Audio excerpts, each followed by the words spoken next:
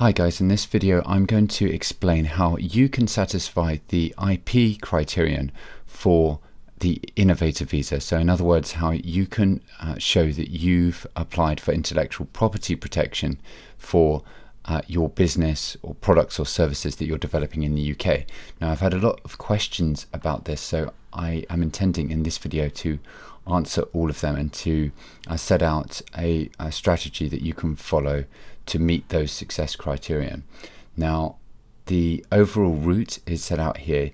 You can see that essentially after 3 years under the innovator visa, because it's an accelerated route, you can apply for indefinite leave to remain. So that application comes at the end of year 3, and the provision that I often receive questions about is here. So one of the 7 success criterion that you can meet, one of the most straightforward, is this: that the business has engaged in significant research and development activity and has applied for intellectual property protection in the UK. So significant research and development activity, and that you've applied for intellectual property protection in the UK. Now there's different kinds of intellectual property protection, of course, and I've expressed the view previously that I do not believe that a application for a trademark in itself would generally satisfy this rule. I simply think that it's not usually sufficiently connected with significant research and development, and also a copyright, for example, copyright protection would not ordinarily satisfy this criterion, and simply because it applies automatically. The protection is automatic in nature. In the US you can register, for example, but in respect of the UK, and this is intellectual property in the UK, the protection is automatic, and again it may be difficult to associate that with significant research and development. So before giving you my answer on how you can deal with this, I'm just going to deal with one approach, which would be to apply for a patent. Now this may actually apply to some of you. It's essentially my main point here, just looking at this time frame, is that a patent application is going to take some time to be determined. It could be determined months or even years after your application is lodged. So my point here in the diagram is that you get a determination on that application possibly months or even years after you actually applied. Now that's not necessarily a problem, because look here, if we go back to the quote, you only have to have applied for intellectual property protection in the UK. You only need to have applied, and that application does not need to have been determined. Nevertheless, my reading of this is it's got to be a viable application. I don't think that I think that an application or applied here in this context, or the application is one that is a valid application, and therefore it would have to be it would have to carry weight and have merit and be examined. Now I don't think that this will generally be the intellectual property route that most applicants will take, and I'll tell you what my solution is in a moment. But first, let's just go look at what is involved in applying for a patent and what you can patent. So it's just summarized in this passage. You can use a patent to protect your invention. It gives you the right to take legal action against anyone who makes, uses, sells, or imports it without your permission. And to be granted a patent, your invention must be all of the following: something that can be made or used, something new, and something inventive, not just a simple modification to something that already exists. So the threshold is quite high if we were to go down the patent route. And importantly, what you can't patent, and most of my clients are doing software of some kind, what you can't patent is, just go to the point that I've underlined here, some computer programs or mobile apps.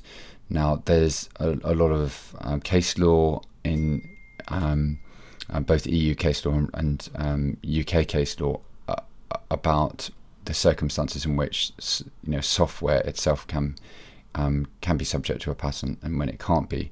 But as a general rule, computer programs or mobile apps will not count, and neither do these other categories, which I won't read out, but you can just see them here. The other points here are listed above. Let me just zoom out. Okay. So essentially, my key point here is that the application for a patent will not be determined until after your application for ILR has been considered. But for it to be a viable application, you're going to have to jump through a lot of hoops. Now, I will finally reveal my view on this.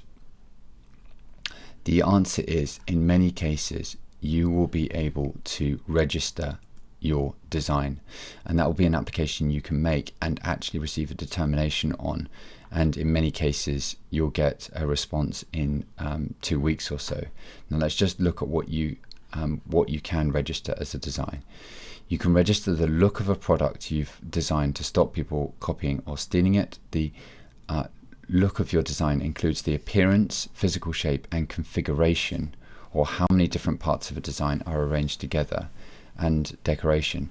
Now the important thing here, certainly for some of my clients, is configuration. That can basically include a user interface in a software context. So whilst software will not ordinarily qualify for a patent, it may be much easier in many cases to register your design in respect of the user interface. Now, that wouldn't cover the system architecture,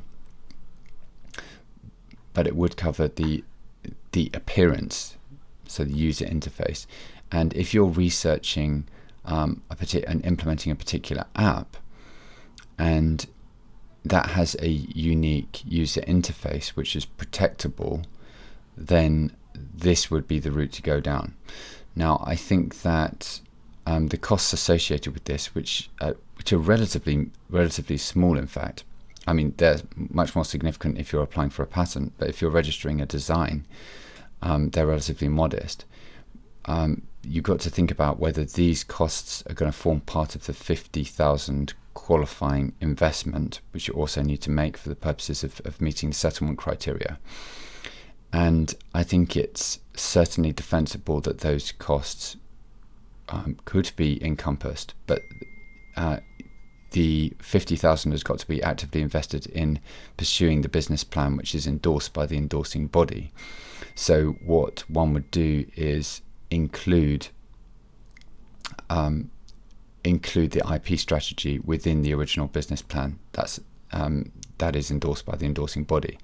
Now, if you want to contact me for legal advice, I have a free consultation service. I'd be very happy to talk you through all of this. I also work closely with my IP colleagues and a patent attorney, if that's the angle, if that's the route that you want to go down. In many cases, as I say, I think that registering a design may well be sufficient. Not everyone will be registering patents within the first 3 years of their business, or they may want to delay the registration until other business activities are concluded. So I also think the benefit of this, in terms of meeting the settlement criteria for those of you who do want to settle in the UK under this visa route, you can do that in year one, and I've set out in this diagram, I've put it under year one, because you could just get that out of the way pretty early, so long as it's a protectable design. And let me just go into that in a bit more detail now. So what you'll get, so registering your design protects any aspect of your design, for example, both the product's shape and decoration, gives you the right to prevent others from using it for up to 25 years.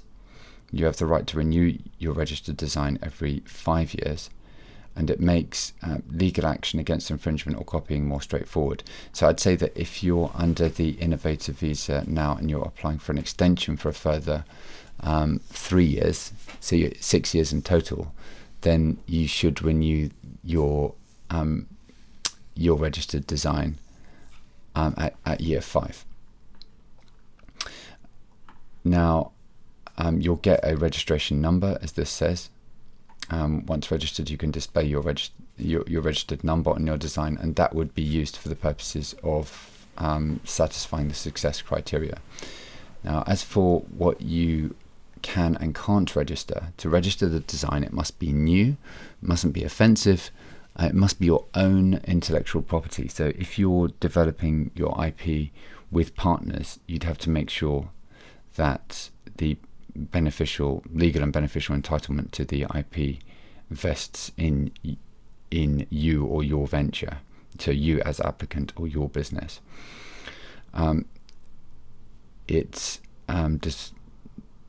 must not make use of any protected emblems or flags, and it must not be an invention or how a product works. For that, you will need a patent.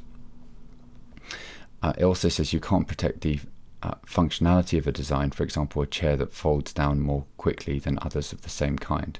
So as I say, a user interface, for example, would be a category of design that's protectable. And for this, what you'd need to do is search the registers. Again, if you want to engage me, and my IP colleagues can handle this, but you'd want to search all of the following design registers to check if your design is unique, and that includes UK registered designs, the EU Intellectual Property Office, that may not apply post-Brexit, although if effectively there will be a harmonisation, whether there's a deal or no deal. There won't really, this area of law won't be affected in such a way that what I'm saying won't be applicable post-Brexit. It will generally be applicable post-Brexit, and you'd have to search the World Intellectual Property Organization. So again, my IP colleagues can support if you're engaging for our services. So let's just zoom out to see the overall diagram again, and just to summarize.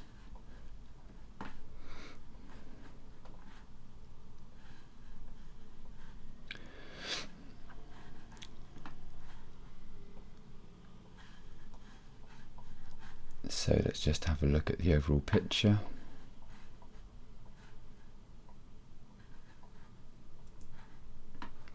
Okay, there we are. We'll just zoom in a bit so we can see everything. So as you can see, you've got 3 years to get to the point where you can apply for indefinite leave to remain or extend. If you are applying for indefinite leave to remain, then you'll need to fulfill 2 of the success criterion for doing so.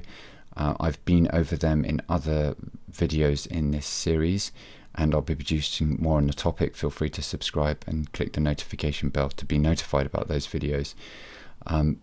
It's essentially the 2 which most people will be targeting, and most of my clients will be applying under, is to invest the 50,000 in your business, and that means actively investing it in furthering the business plan that was endorsed.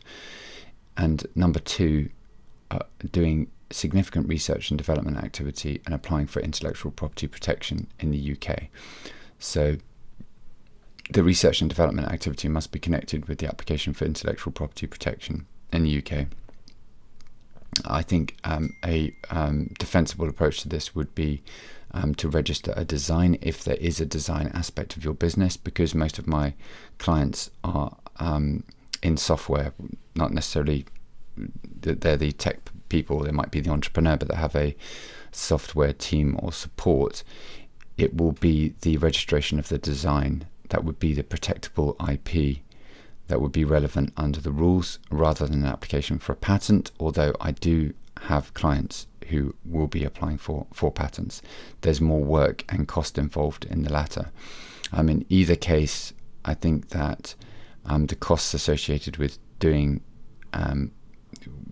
protecting the design would generally be properly characterized as falling under the 50,000 that you need to invest. In any case, if you're going ahead with this visa route, I think at the beginning you should be identifying which 50,000, many people will invest much more, but what tranches of the 50 of the overall investment will be qualifying for the purposes of the 50,000. Again, I'd be very happy to speak with you. If you want any assistance, you can drop me a message on WhatsApp. My details are below, or you can email me. Thanks so much for your time, and I look forward to seeing you in the next live stream. Bye for now.